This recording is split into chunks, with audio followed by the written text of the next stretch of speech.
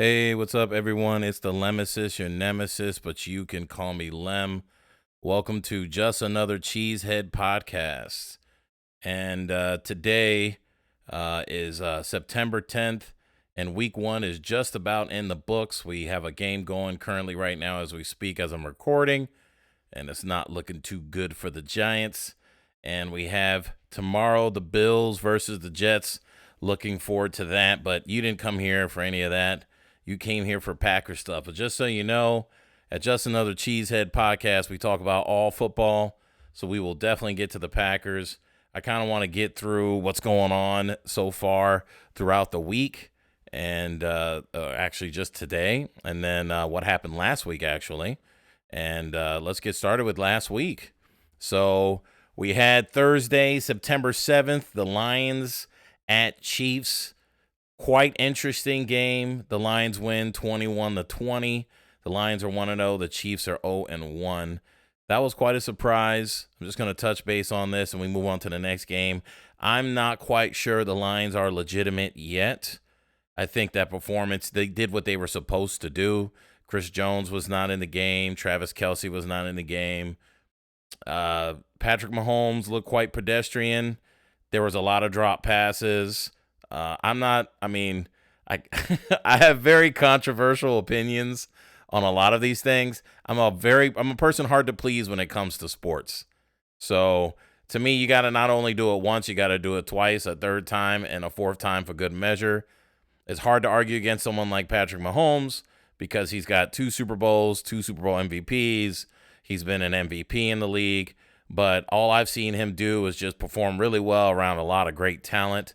This is the thing that I wanted to see. I wanted to see how well he would do when no one was there, right? Now, Travis Kelce is going around as the greatest tight end to ever live. So it's kind of hard to think someone like Patrick Mahomes is that great. We'll see when no one else is around, when Aaron is out of the league. All those veteran QBs are gone. Brady was second to last. We still have Aaron left. We'll see what he does, with what's left. And, of course, if he's able to stay healthy throughout his career. So wish him the best, but I'm not that impressed quite yet. Let's see if you do this for another 10 years. Moving on, we got the Panthers versus the Falcons. To me, both mediocre teams. The Falcons come on top 24-10. And, yeah, we're just going to move on. Not really surprised. Both kind of bum teams, right? I think the Panthers have that young QB that just started. Looks like he's having a rough time. Didn't do so well there. And then we move on to the Texans and the Ravens. The Ravens seem to be a team that people are really high on this time around, which is kind of surprising to me because I don't know why. I don't know why everyone has so much faith in Lamar Jackson and the Baltimore Ravens and John Harbaugh. The AFC is extremely tough. To get through the AFC alone, wow. It's going to be a tough one this year. I won't be surprised if the winner of the AFC has 10 wins on the record because it's going to be really, really hard to make it out of the AFC this year. They're loaded. But, the Ravens did what they were supposed to do. I'm not going to waste time going over the numbers. We're just briefly going over the scores. Next game, Mr. Moneybags, Mr. Joe Burrow, Mr. $275 million man did diddly squat. Deshaun Watson ran all over you today, even throwing picks to guys who have orange helmets. That ball was tipped, but I just thought that the helmets were just a little too close in comparison. I get the black streaks of the claw marks of the Bengals on there, but I was watching that game today and I saw that interception from Watson and thought it was funny. But wow, couldn't even put up a touchdown. I wish I could ask Joe Burrow, how well did it feel? Did you sleep good at night with that $275 million contract, and did it help you win today? Oh, no, I'm sorry, you didn't win today. You did absolutely nothing. I don't know if there's anyone who's been paid more than him for doing really much of nothing. And I'm a Joe Burrow fan. I just want you to know that. I like Joe Burrow. I like his swagger. I like what he's all about. But $275 million, what is roughly 219 guaranteed? Stop it. That doesn't make any sense. You just took your team to the Super Bowl and, oh, you lost. Yeah, that's what happened. And your offensive line wasn't that good, but you put up 3 points the first game of the season after getting paid so much. I expected to see at least one touchdown, but no touchdowns? Wow, that's atrocious. Then we go on to the Jaguars and Colts. Mediocre teams. Well, Trevor Lawrence, I don't really think much of you. The Colts' new QB, he's out there trying to do his thing. They won 31-21. They're better than they were before, right, the Jaguars, but still quite not good enough. There's something about them. This is not that defense they had when Ramsey was on there, so we'll see. The Bucs were the surprise of the day for me. The Bucs and the Minnesota Vikings. The Bucs go into Minnesota and beat them 20-17.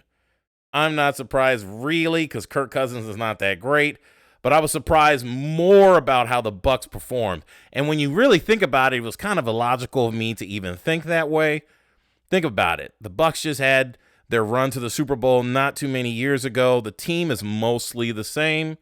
You throw in Baker Mayfield, you should get decent performance, right? I mean, their defense is still the same. They don't have Gronk. There might be a few pieces missing here and there, but, I mean, Baker Mayfield is not a huge drop-off from Tom Brady. It's a drop-off, but not a huge drop-off. He's an upgrade from, like, Jameis Winston, right? But not much of an upgrade. Like, he's a minor upgrade to Jameis Winston. So, I was surprised. That was very surprising. We'll see what the Bucs do this year. I don't think they're world beaters. I can't stand Baker Mayfield. I don't think I don't think he's good at all. And to be the first round pick and to get dumped by the team that drafted you very, very shortly after they drafted you, man, it's saying a lot. So to me, he's what Johnny Manziel probably should have been if there wasn't all the drugs. But, I don't know if that's a compliment or what, right? I mean, but we'll see. Maybe Baker's got a second win and he'll turn it around, but I'm not holding my breath on him. A tough game today. These are one of the games. The next game's Titans and Saints. These are one of the games that the team that lost will get more scrutiny than they deserved. And I don't, we know we just had the Bucs and Vikings, but no, today the Titans and the Saints, they had to throw, Carr threw a pass at the end of the game to seal the deal. It was a game-ending throw. So, the Titans, I give them, and I'm going to give them some props. Played a good game today. We'll go into more details when I watch more and more of the condensed replay later. But I saw a decent amount of this game, and, they didn't look too bad. 49ers at Pittsburgh. My goodness, it was a massacre. I didn't like the fumble recovery with Brock Purdy. I get the instant replay. I just don't believe the ref. I watched that game. I wasn't there, but I watched it live on television. And just to see that game when that fumble happened, how they gave Brock Purdy the possession of the ball, they were going to win either way, right? The 49ers were just taking everything away from the Steelers. They couldn't do anything. But it just felt like those are the kind of plays that I feel like they make a big difference, You get that momentum back from that fumble. Watt came out with it, but Brock Purdy in the instant replay had it. But that's not what it was called on the field. And that's the thing that bothered me. It was not called that way on the field. And it's really easy to argue when you're slowing it down and you're showing the instant replay. But that was not the referee's position, right? He didn't see the instant replay. He called it on the field. Now, can you say, well, that was a great call because he did have possession? I don't know if you can count possession holding the ball with your hands behind your back. That's a iffy one to me. And because can you really say it's possession just because your body pressure is on it? It's sketchy. To me, I think you leave it up to who comes out of the pile with the ball and you call it that way every time. Unless you clearly see a guy holding the ball, his knees are down, and seeing him on his back, I just don't think being on your back, holding the ball behind your back is possession. I guess that's what I'm going to go out on a limb and say. I just don't count that as possession, but doesn't matter. They got the brakes beat off of them 30-7. Then we're moving on to the Cardinals and Commanders, two teams that I just, if they weren't in the NFL, I don't think I would care because they're just nonsensical teams. They don't matter anymore, right? The Washington Commanders used to be the Redskins, Commanders, whatever. And then the Cardinals, they haven't been relevant since Kurt Warner. And 16-20, Commanders on top. Packers, Bears. We will talk about that shortly. And you guys know the outcome of that game. Go Pack, go. But let's not go as far as we've gone so far with some of the things that I've seen. Let's move on to the Raiders and Broncos. Raiders 17-16. I'm really looking forward to seeing the details of this game. I did not get to see this game. I was focused 100% on the Packers game. Interesting that they couldn't start their season with a win. You're losing to the Broncos. To the Raiders. It's like, oh, right? It's Josh McDaniels over there. So I don't know. Dolphins and Chargers looked like it was a great game. I can't wait to rewatch this. Actually, just watch it, period. 36-34. The Dolphins barely squeak it out. Probably a nail biter. I'm excited to see that. I just think, again, this is another game where, man, it doesn't really say a lot about the team that lost or about the team that won. It just seems like it's probably one of those, you got the last possession. Yeah, that's just the way the cookie crumbles, right? Then we got coming up next, got the Eagles and the Patriots. You guys know I don't like the Eagles, Philadelphia. Ugh. Yeah, not even Will Smith. So, especially nowadays. But, Jalen Hurts is doing his thing over there, whatever. Bill Belichick struggling. He doesn't have his QB. I hate you know what it is? When Tom Brady was on the Patriots and they were winning, I couldn't stand it. But at the very least, everyone knew it was because of Bill Belichick. But as soon as Brady left and he went to the Bucs and he won the Super Bowl because he handcrafted the team and picked the team that, my goodness, that was just ready to go. Jameis Winston did 30 for 30, 30 touchdowns, 30 interceptions. He won the Super Bowl. And then now it's like everyone just forgets the greatest coach of all time is still coaching that team. And they just don't understand that, like, you gotta have your QB, right? And Tom Brady was just enough, in my opinion.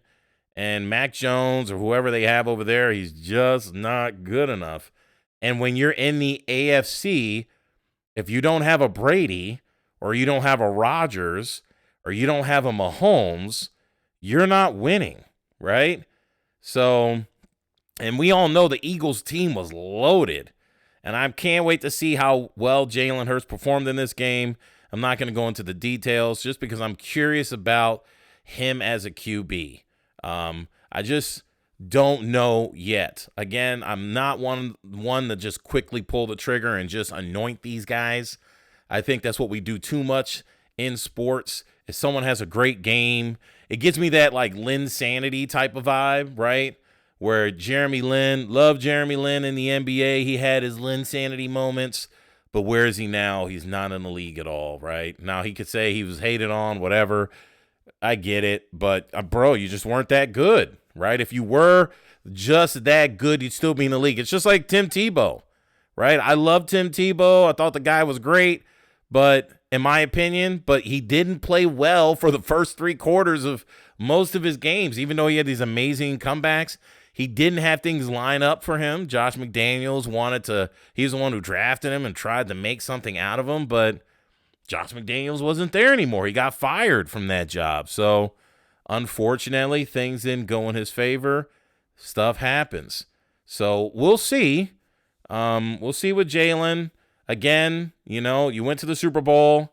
You lost. It's kind of, I think Burrow's better than Hurts, and I don't think Burrow deserves that kind of money. And I think Hurts got paid as well. I feel like we're paying these guys way too quickly, anointing them. And I think it's mainly because I think the NFL knows we don't really have a lot of great talent at QB anymore. And what I mean by that is QBs you're sure about. We have a lot of guys we're unsure about, and we're kind of promoting like, yay, yay, yay, you're going to be great, right? When we really don't know, right? Josh Allen hasn't done anything. Joe Burrow hasn't done anything. Jalen Hurts hasn't done anything. Lamar Jackson hasn't done anything. What's his guy? The guy from the Chargers hasn't done anything. Justin Herbert.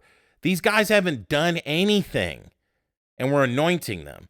It's because we hope they do well, but they haven't, right? The only guy who's done it is Patrick Mahomes, and he's done it twice consistently, and I still question him because the talent that he has around him. My thing is, you take any QB, you put him in that position. You don't think they're winning those games? I'm just saying, right? So, when you see someone like Aaron Rodgers or Tom Brady perform the way that they do, there has been moments where Brady has been like, man, I see this guy sitting on the sidelines. They're down. He's sitting on the sidelines chilling. He gets up, throws a touchdown, game over. So he's done it, even though I'm a Brady hater. I've seen him do it, and he shut me up, and I can't really say much, right? All I can say is he's the most accomplished quarterback to ever live. I don't think it's even close. Is he the greatest of all time? Disagree with that. If I'm starting a team from scratch and they're in their prime, I'm not picking Brady as my QB. I'm just letting you know right now. If I have an amazing defense and Brady's still on the list, sure, I'll pick him. But if I'm starting my team with a quarterback, I'm picking an Aaron Rodgers. I'm picking a Dan Marino. I'm picking someone who can sling the rock. And Tom Brady is just, the most accomplished, just to be nice. Then lastly, we got the Rams and Seahawks, 30-13. Seahawks, Rams, they both kind of mediocre. It is what it is. They're familiar with each other. The Rams, the Seahawks give me that vibe of like they're going to maybe win only 8 games all season. You paid Geno Smith. Come on. I mean, if he was going to be good, wouldn't he be? This ain't a Kurt Warner story, right? It's Geno Smith, man. I'm glad he got his paper, but my goodness. I don't know. And then we got Matthew Stafford, which, he had some drama in the offseason of his wife talking about the locker room, and I was just very surprised to hear that nonsense. Why are you doing that? Why are you doing this to your man like that? So, my goodness. So let's get to the Packers-Bears. It took me long enough. Before we do that, let's talk about Aaron Rodgers' first start. I think that's interesting. When he first started, it was back in, September 8th, 2008. Where was I?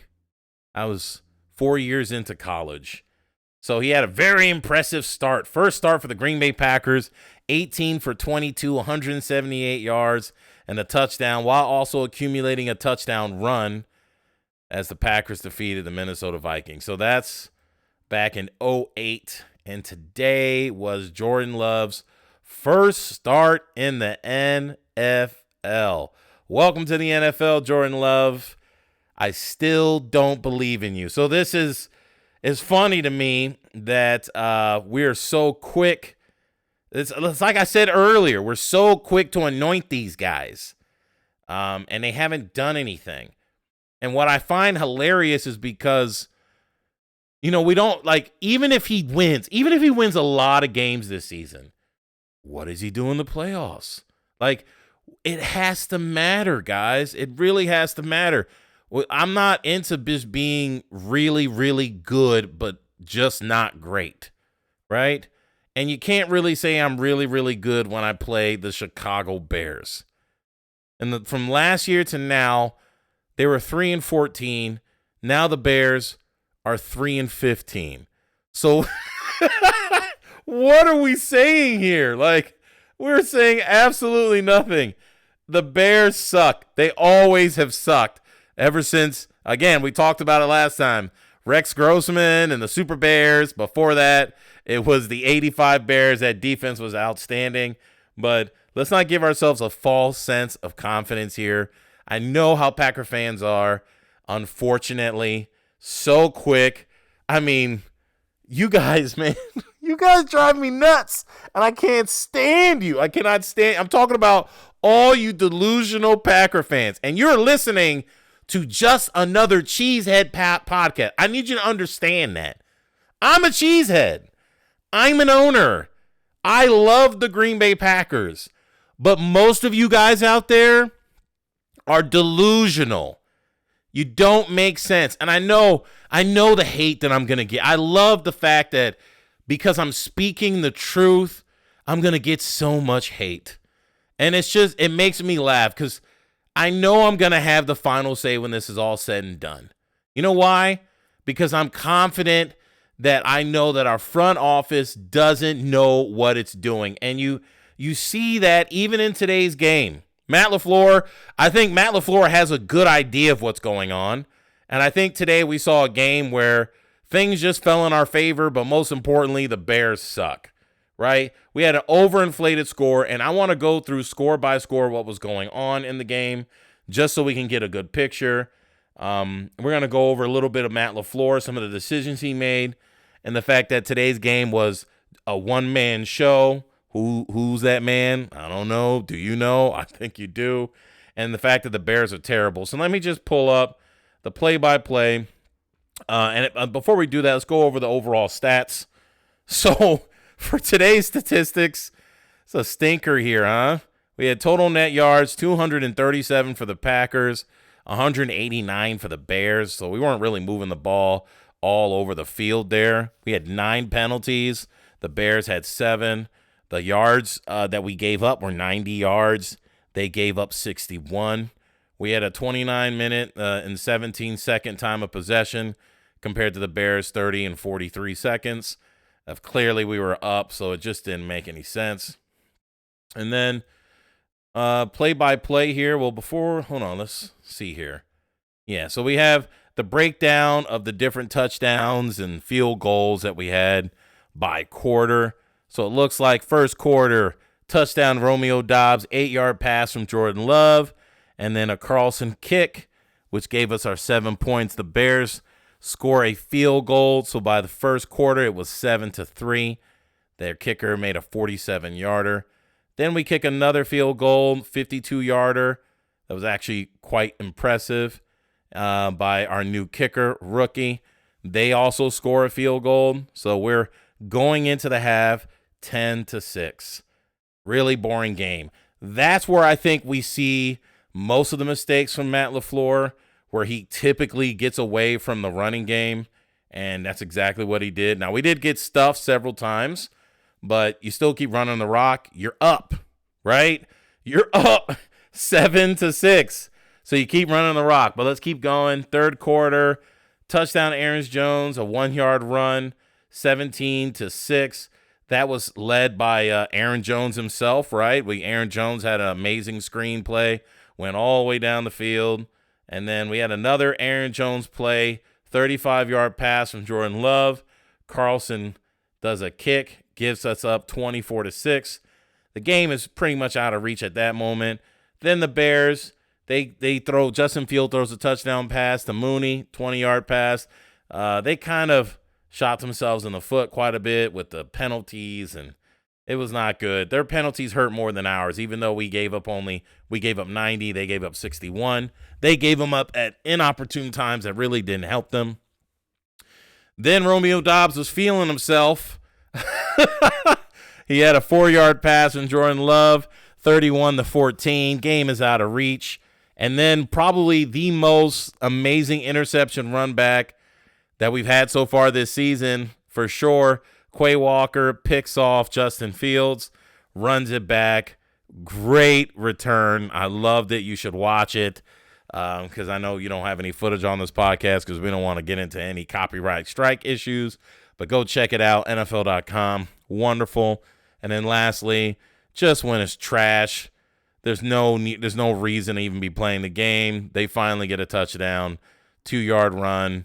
And Johnson gets in for the score to make it 38-20. So let's go to the play-by-play, see what's going on here. So First quarter, defense. Again, let's think about this. The defense, was it really that good today? Or did they just do what they were supposed to do? In my opinion, they weren't that good, and they didn't really do what they were supposed to do, right? Because I tend to think Aaron Rodgers playing this game, we probably score another offensive touchdown on top of what we had.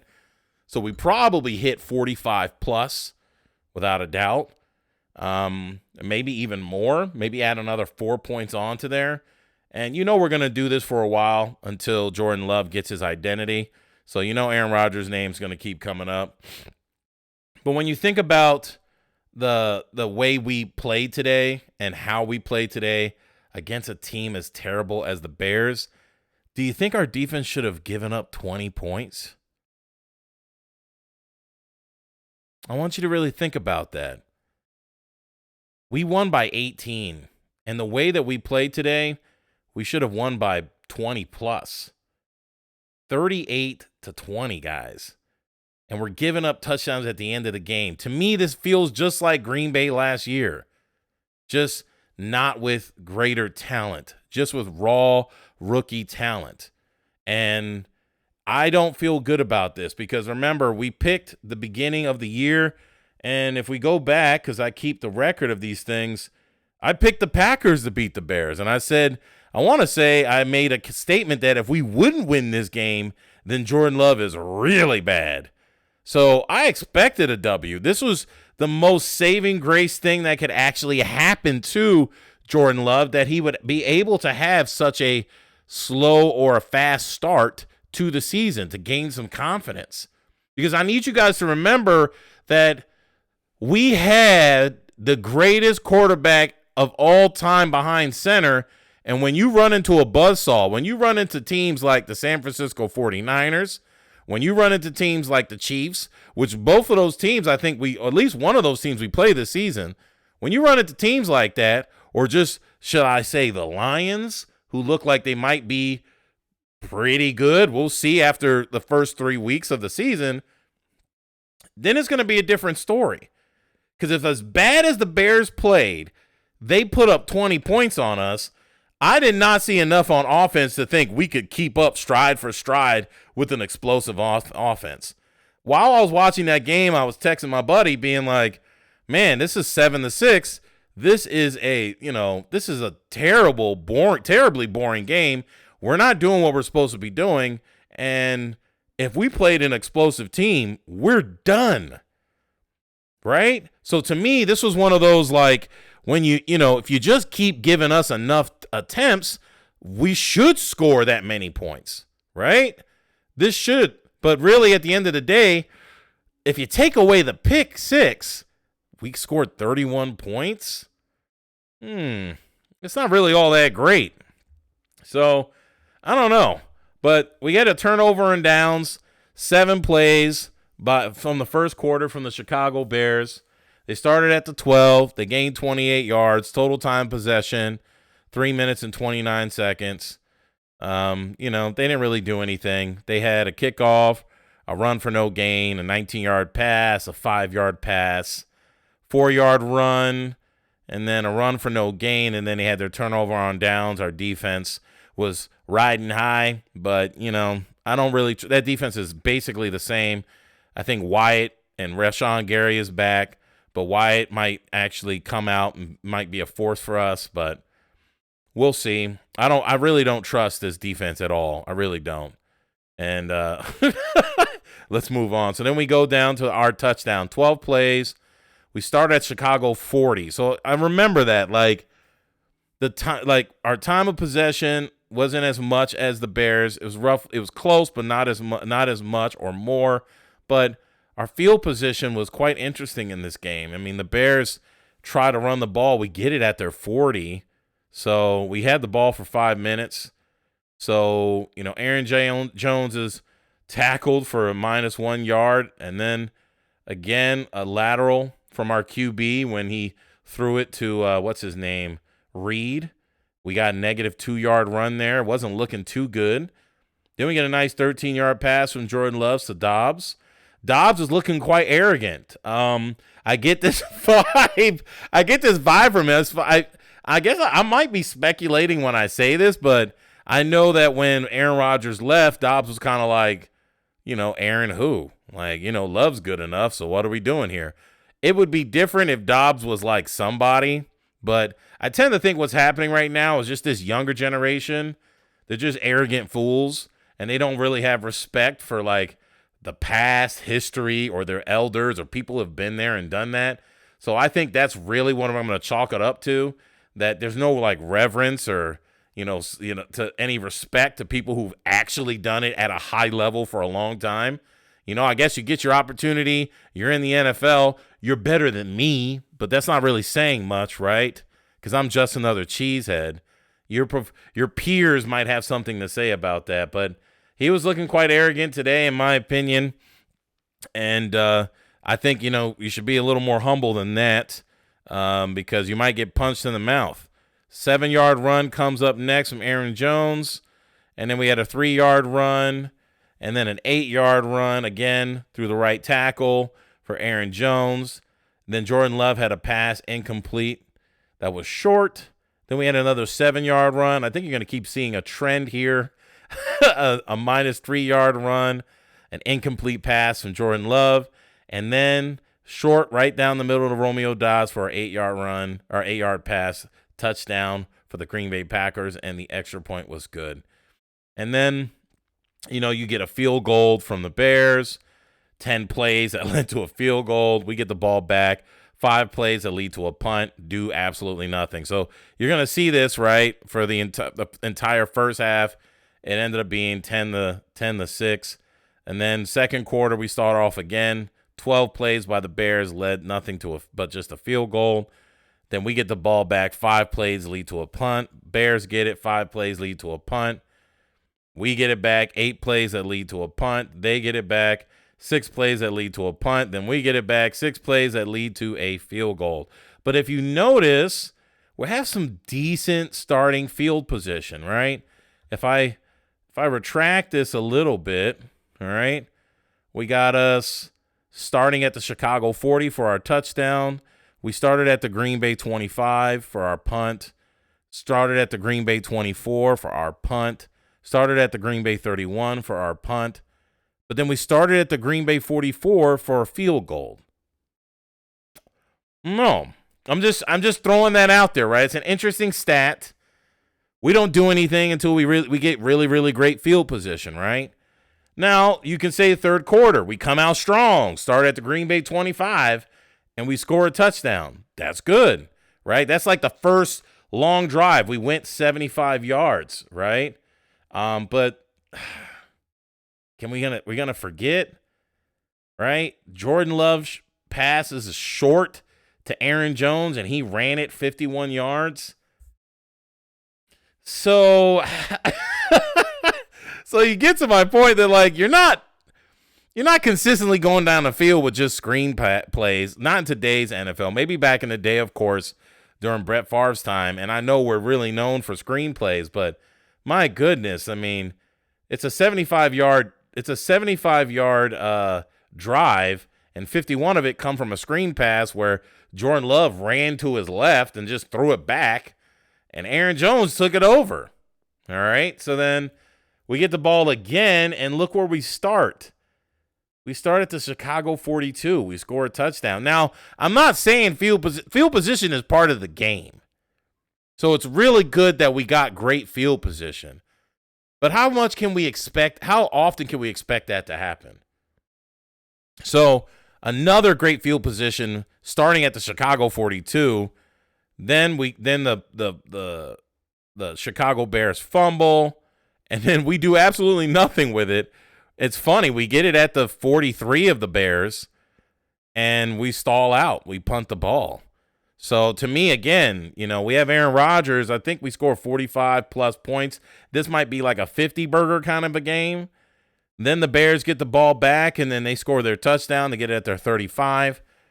We start at the 39, and we actually have a legitimate drive, in my opinion, at this point. The game is so far away. To me, we still had this 37-yard touchdown or 37-yard pass that Jordan Love fumbles, recovers at the 46, and then he just throws this floater, the Musgrave, to the Chicago 4 for 37 yards. He goes the guy Musgrave falls over. He's on his knees, and the guy still hasn't touched him yet. The guy was so wide open, it was like he was thrown in the sea. So, to me, again, I guess the whole point that I'm making is a lot of this stuff was really lucky, right? If we look at the Aaron Jones, you take away the Aaron Jones 51-yard run down the seams or the sidelines, and then you take away this wide open Musgrave, I'm not really super impressed. I mean, that takes away most of the yards from Jordan Love throwing today.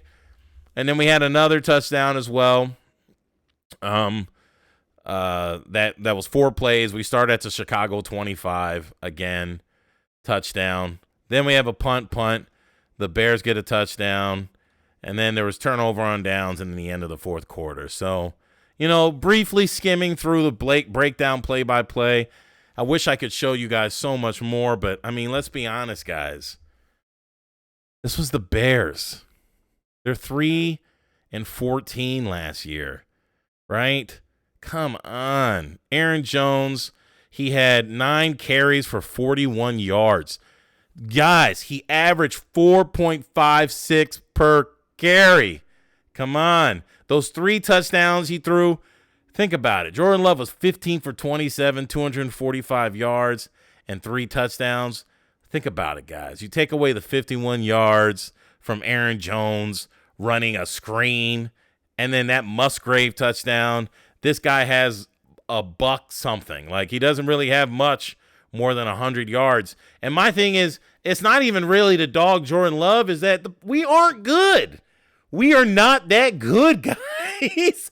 If you really think this mediocre play is going to outlast the NFC, let alone even make it to the Super Bowl and play against anybody coming out of the AFC, you are gravely mistaken. We are going to get trounced. And let's pull up the schedule, what we predicted. So we have the Falcons, and I need you guys to remember, I picked the Packers to win against the Falcons next week.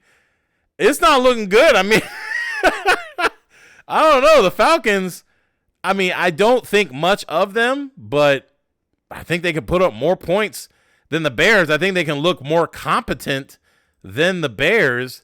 So we'll see what happens next week. We definitely know we're not beating the New Orleans Saints, barring, injury. But, I mean, I want to state the fact that I picked the Packers to beat the Bears, and I also picked the Packers to beat the Falcons. And we already saw what the Falcons were able to do today. So, let's hope, right? The Falcons put up 24 points. They beat up on the Carolina Panthers. And I want to say we play them in Atlanta. Let me pull that up real quick just to make sure. Or are we going to be in Green Bay? Let's see. No, we're in Atlanta. So, and I've been to Packer games in Atlanta. Oh, man. So we'll see. We'll see what happens. I'm excited. So, but I think we need to taper our expectations.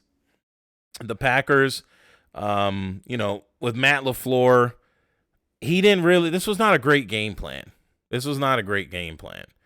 A.J. Dillon didn't look that good. It looked like the Bears they weren't ready to play like they always are. And we just looked just out of touch, rusty, not good, or just like rookies, right? Just a bunch of young guys out there not knowing what they're doing. And the Bears just gave us so many attempts that eventually a blind squirrel finds a nut.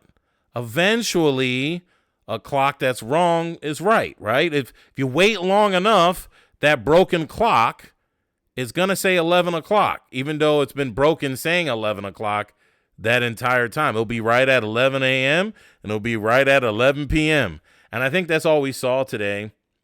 And I think a major issue we're having is that Matt LaFleur is not a great coach to make up for the lack of talent that we have on both sides of the ball, right? Because you could find a lot of great coaches. Great coaches make great teams. And I think what's happening is he's just not a great coach. He relied too much on Aaron Jones. Aaron Jones was a one-man show. He was averaging 4.56 yards per carry, and then he had the most receiving yards. He had 2 receptions with 86 yards and a touchdown. The next guy was Musgrave, who caught a 51-yard pass, but he had a total of 50 yards in the entire game. You guys understand that? Like, do you understand that? Jalen Reed was targeted 5 times, caught 2, 48 yards. Romeo Doubs, 4. He was targeted 5 times, got 4 receiving yards. 26 receiving yards, 4 receptions. So, yeah, just a real team is going to look at this and go, okay, can we stop Aaron Jones? Yeah, because Aaron Jones is tiny. Aaron Jones is great, but he's tiny. You know, he'll get shut down. We saw when he got hit real hard and he was in the open field against the 49ers and he fumbled the ball. You can't run your whole offense through Aaron Jones. So when you shut down Aaron Jones, who else do we have? And I think it's so funny to me that we're over here being like, well, Christian Watson isn't there yet. Why do we think that Christian Watson is like this world beater? Oh, I can't wait for Christian Watson to come back and do what exactly? Drop another touchdown pass? So I just think this is so funny. Yes, does he have speed? Oh, he does. He's probably the fastest guy on the field on our offense by far. But is Jordan Love dropping dimes on Christian Watson, opening up our offense? That's yet to be seen. We will see. But my goodness, I just think if you look at the numbers, it's quite alarming. 2 receptions, 86 yards, 1 touchdown, Aaron Jones. Luke Musgrave, 3 receptions, 50 yards, no touchdown, targeted 4 times. Jaden Reed, Romeo Doubs, we went through it. Samori Torre, 2 receptions, 18 yards, 0 touchdowns, 3 targets. Just, we're not seeing a whole lot coming from him. So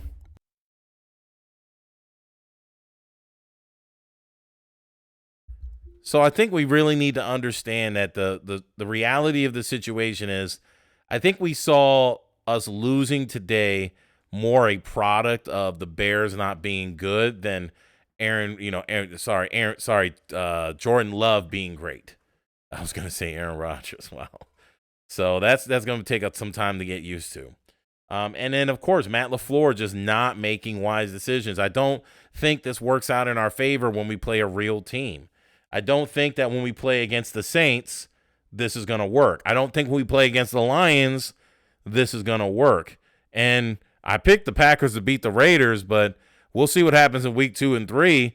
This may not work against the Raiders, the Broncos, the Vikings, the Rams, the Steelers, the Chargers. I mean, there's a lot of games coming up after the first 3 weeks of the season that this is not going to work against. Guys who can score the ball, people who aren't there just out there practicing. And, man, this is going to be an interesting season. Again, I think the most wins we're going to get all season is 7. We'll see what happens when it's all said and done. And we can't just run the ball through Aaron Jones. We can't just be passing the ball through Aaron Jones, because we saw what happened with that when we had Devontae Adams and Aaron Jones. So we will see. But, again, I think the Bears are just terrible. The Bears still suck. The Packers got to win, but I think we need to hold our breath. I had a friend text me some comments that some Packer fans say that I just think we're so disrespectful and not understanding do you guys understand what other teams are going through, what other fans are going through? I think that's the thing you don't understand. We are so lucky. We had 2 Hall of Famers back to back. The only other team that was able to do that was Montana the Young. We are so blessed, guys.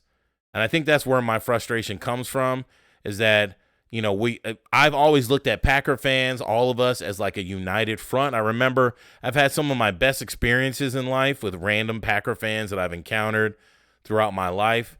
I love you guys. You guys are amazing. But when it comes to your takes on, respecting the greats who played for us, it's very, very interesting what I hear from you guys. It's so interesting. The disrespect we have towards Aaron, the disrespect we had towards Favre, It just doesn't make any sense. These guys aren't perfect. They're just sports. They're just athletes. They're sports athletes. I'm not going to tell my son or daughter to be like Aaron. That'd be stupid. All right, go take ayahuasca and all this other garbage. But I don't care about that. I just care about how well he performed on the field and how good he was for us. I don't care about Brett Favre and his antics and sending pictures of his Mr. Johnson to women and, the whole Mississippi garbage scandal. I don't care about that. It's about, man, he was on the field. He performed well. I'll leave that court system up to them, right? I'll leave the legal things to the judiciary branch to do what it's supposed to do.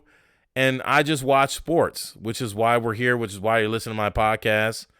So leave all that political garbage out of it. That's the current world today, the 2023 garbage that you see today. We're here about sports. We're here about just seeing how well a guy or girl, whoever it is, based on the sport performs. And right now, I don't think we've seen enough of Jordan Love to say for sure, definitively, in any way, shape, or form. And then, of course, we still have to see how well he performs in the playoffs, if we even make it to the playoffs. So let's see what happens when we play a real team. Let's see how he performs. And like I said, I win if I end up being wrong here, right?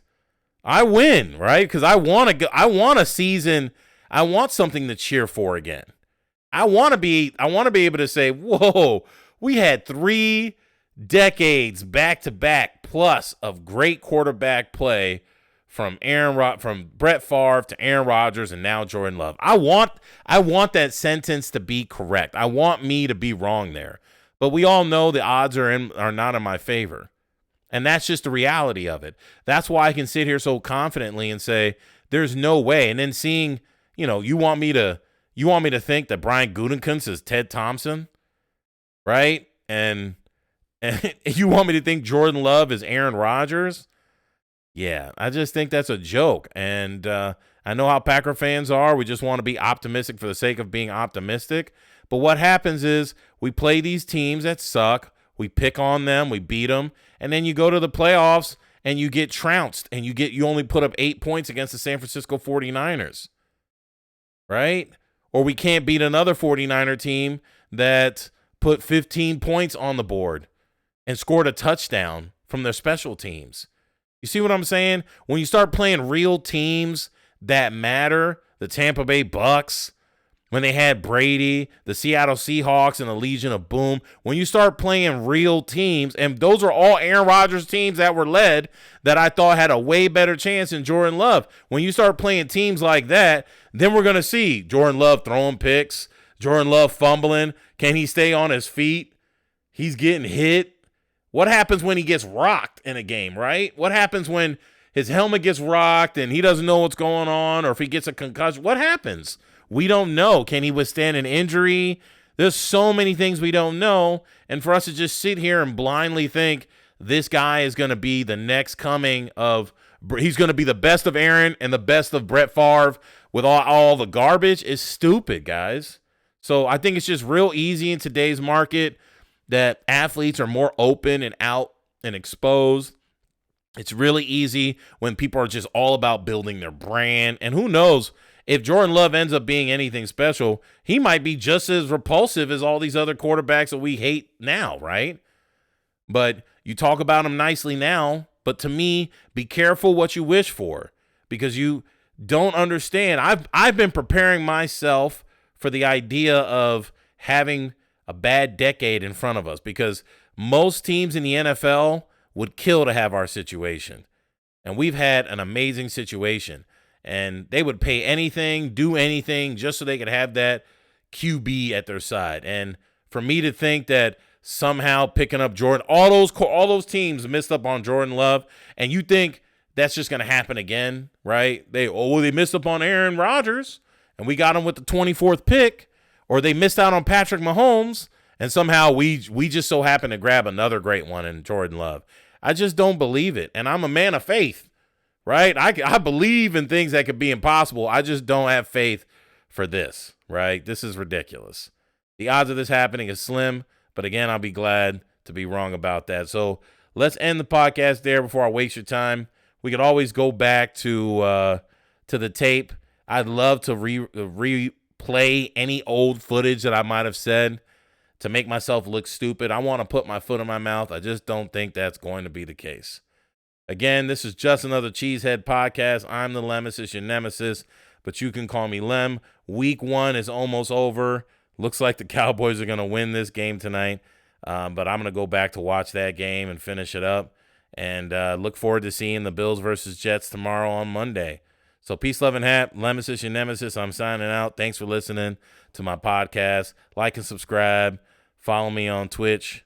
Peace.